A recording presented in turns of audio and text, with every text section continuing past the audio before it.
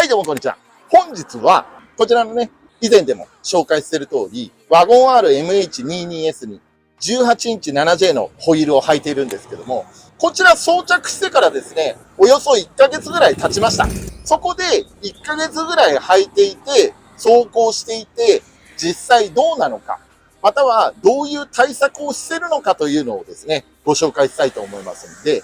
これから台形ホイールやワイドなホイールを軽自動車にね、履かせようと考えている方は、ぜひ参考にしていただければと思いますので、最後までご視聴いただければと思います。それでは参りましょう。レッツゴー。マーブラック、ノリオ TV、驚きを届ける。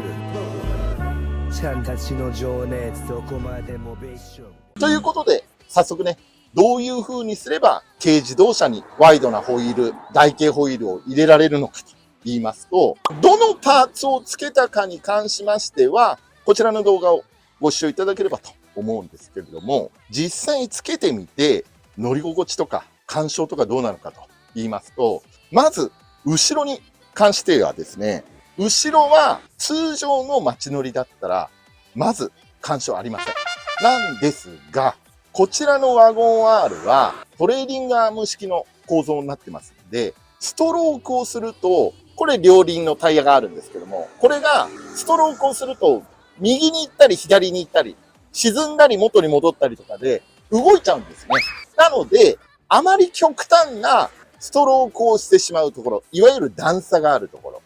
そちらに関しましては、内側のリムがボディに若干干渉します。ただし、基本的な街乗りでは、まずすることはありません。そして、同様にこちらの外側に関しましては、若干爪を削ったぐらいで、それでノーマルフェンダーで収めることができてます。これでね、後ろというのは、そうそう干渉することはありません。という感じで、後ろに関しましては、こちらの対策を施せば、なんとか18インチ 7J というのを収めることができます。もちろん、ストロークを抑制するとか、車高調整式サスペンションや、可変式のアクスルシャフトや、調整式ラテラルロッド。こちらの3点なんかを入れて、もちろん足回りのセッティングなんかしてます。その調整をした段階で、ある程度のストロークを稼ぎたい。そちらの3点を装着して調整すれば、なんとか干渉なく18インチ 7J を収められるという風になってます。なんで、本当はですね、もっとストロークを抑制して完全にホイールが当たらないようにもできるんです。ただし、それをやってしまうと本当に乗り心地がものすごく悪くなってしまいますので、マーブラはある程度の干渉を内側だったらしてもいいっていう思いでストロークの方を優先しました。それでよっぽどなストロークの時に関しては若干干渉はしてしまうんですけども、内側がね。なんですけれども、やはり乗り心地っていうのもある程度確保したいというので、干渉してもいいからストロークを優先したという感じになっております。これで台形でワイドなホイールを履かせても、それなりの乗り心地っていうのをある程度確保できるというような状況になっています。それでは今度フロントに参りましょう。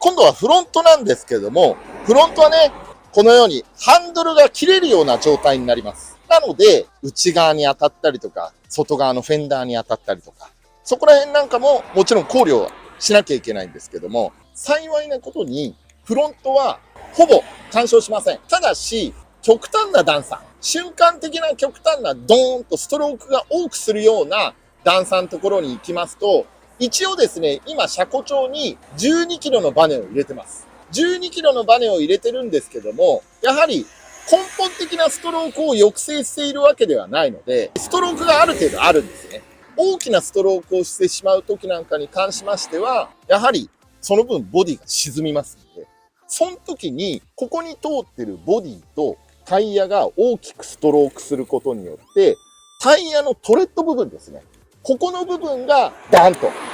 干渉する時があります。ただし、表側も内側も横が干渉するというのは基本的にありません。ただ、ワゴン R のフロントに関しましては、これぐらいの面具合にしてしまうと、内側のこのフェンダーライナーが干渉してしまうんですね。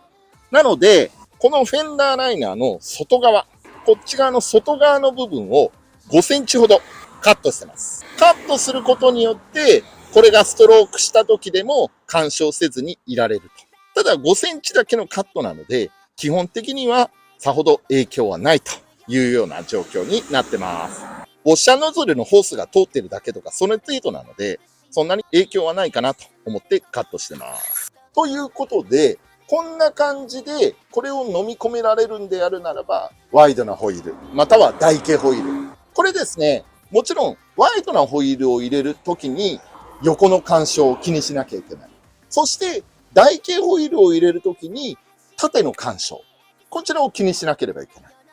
そしてマーブラの車両は今回18インチ 7J ということなので、横にも縦にも考慮しなきゃいけないというような状況に陥りました。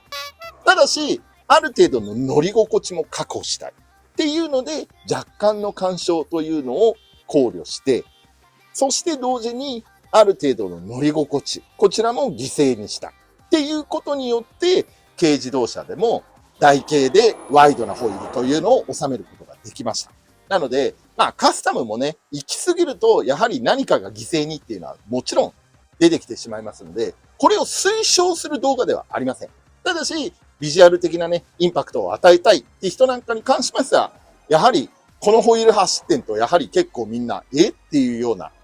いろんなね、見方があると思います。正直、こんなの履いてんの大丈夫みたいな感じのアンチなね、見方っていう人もいると思います。ただし、若い人たちに関しては、受けがいいですね。年齢が上になれば上になるほど、アンチな見方っていうのが強くなりますね。だから若い方には受けがいいみたいです。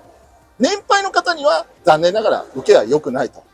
いう感じになりますね。マーブラは正直別に自分はおじさんだとは思ってますけど、マーブラ的にはいいんじゃないかなと思って、インパクト与えられていいんじゃないかなと思って今回収めたんですけども、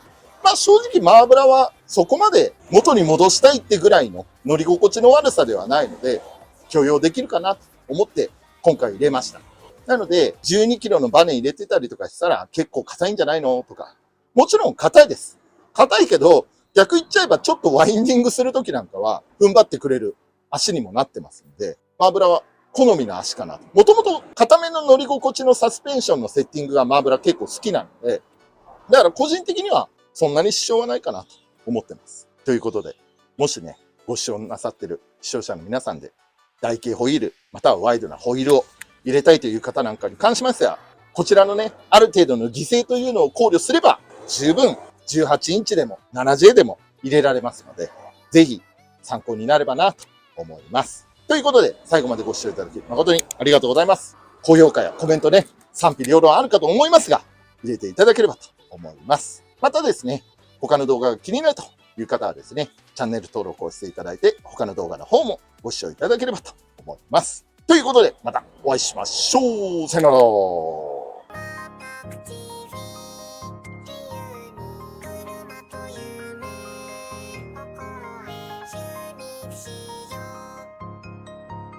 君と一緒に